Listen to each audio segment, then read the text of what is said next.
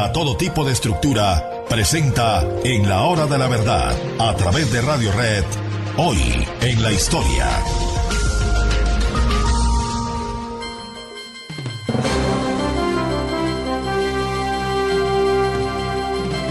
La Revolución Francesa de 1789, queridos amigos, fue el momento en que el pueblo, consciente de sus derechos y detestando la preeminencia de los reyes y de los nobles, se fue a la calle y se fue a hacer justicia por su propia cuenta. El 14 de julio de ese año de 1789, el pueblo asaltó la Bastilla porque la detestaba, porque ahí se cometían las peores atrocidades, por lo menos en las noticias que el pueblo tenía de ellas. 14 de julio de 1789. Y el pueblo vuelve sus almas temibles contra un rey al que en principio estima.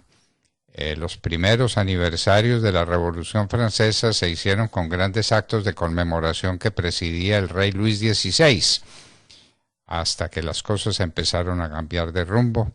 El rey Luis XVI comprendió el peligro, trató de salir fugitivo de París con su familia, fue localizado, detenido y reenviado a París como prisionero, y ese fue el comienzo de un proceso que se le siguió por traición a la patria, en el que los girondinos, que eran los revolucionarios sensatos, los revolucionarios que manejaban las cosas con algún grado de prudencia, esos revolucionarios ayudaron a condenarlo a muerte, una condena que se hizo por un solo voto en una asamblea de centenares de ciudadanos. El rey fue guillotinado. ¿Se acabó entonces la monarquía? Pues digamos que sí, se acabó la monarquía porque el monarca, el rey Luis XVI, fue a la guillotina, sacado del famoso Temple, llevado a la Plaza de la Concordia, y allá le cortaron la cabeza. Pues se acabó la monarquía porque a la cabeza de ella, al rey, le cortaron la cabeza. Es una repetición en los términos, pero bien descriptivos. ¿Qué pasó? Pues el pueblo mantuvo el poder y lo mantuvo en un régimen de terror espantable. Fue la época de la guillotina, fue la época de Maximiliano Robespierre. Bastaba que alguien fuera sospechoso para Robespierre y ese alguien era inmediatamente condenado a muerte. Así vino el régimen del Directorio. El pueblo se insubordinó contra el Directorio, tenía hambre, se vino en masa el pueblo de París contra el Directorio, pero Barras, que era el rey del Directorio, tenía un buen amigo que se llamaba Napoleón Bonaparte, un jovencito venido de Córcega, no pronunciaba un perfecto francés, era un desconocido, lo puso al frente de los cañones que defendieron a la convención, al Directorio, y que pusieron en fuga al pueblo de París.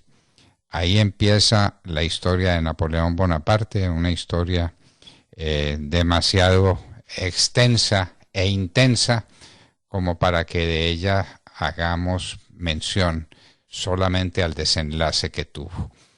10 años después de que el pueblo de París supiera que existía un hombre llamado Napoleón Bonaparte, él se hacía coronar en la iglesia Notre Dame de París con la corona que lo hacía emperador de los franceses.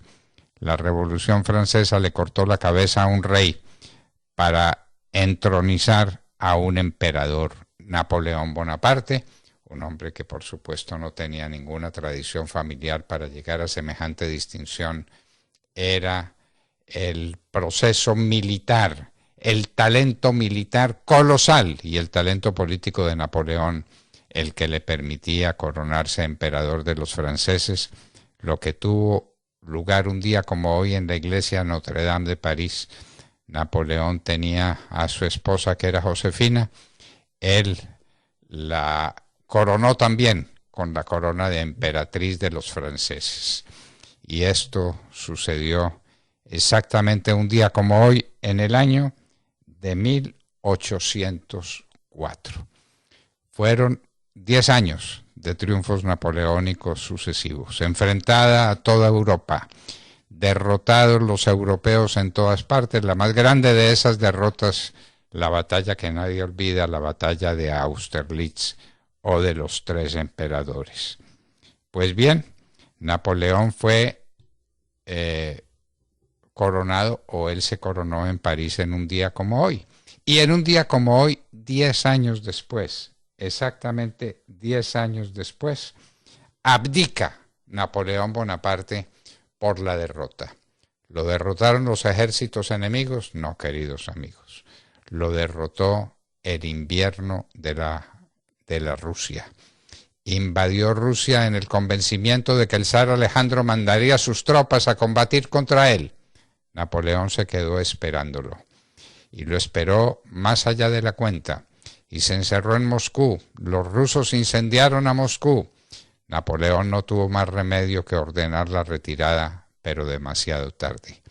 Ya el invierno había hecho su agosto en las estepas rusas.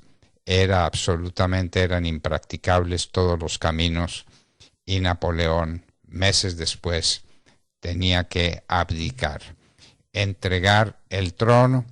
Fue puesto preso por los ejércitos aliados y conducido a la isla de Elba, una pequeña isla donde Napoleón estuvo a sus anchas y donde pudo fugarse cuando se quiso fugar y regresar victorioso a Francia. Y empiezan los 100 días, la época más brillante de realizaciones napoleónicas que se pueda concebir. Reconstruir a Francia y reconstruir un ejército que salió a combatir con los ejércitos de toda la Europa unida en Waterloo, y donde hubiera triunfado si no hubiera sido por la desobediencia de uno de sus mariscales, del mariscal Grouchy. Pero allá fue derrotado y entonces se completa el ciclo. Doble abdicación de Napoleón. En la segunda fue puesto prisionero y enviado a la isla de Santa Elena, bien lejos de Francia, para que no pudiera regresar nunca. Regresó su cadáver tiempo después en una verdadera apoteosis. En un día como hoy, queridos amigos, en un día de abril con 10 años de distancia, se produce el fenómeno de que llega un hombre tan modesto como Napoleón Bonaparte a ser emperador de los franceses y a ser dueño de Europa, y 10 años después tiene que abdicar para irse prisionero a la isla de Elba. Y estos eran acontecimientos históricos que les relatábamos a ustedes alrededor de lo que pasó en un día como hoy, 6 de abril, en la historia del mundo: el ascenso y la primera caída de Napoleón Bonaparte. Hoy en la historia, en la hora de la verdad, 9 de la mañana, 1 minuto.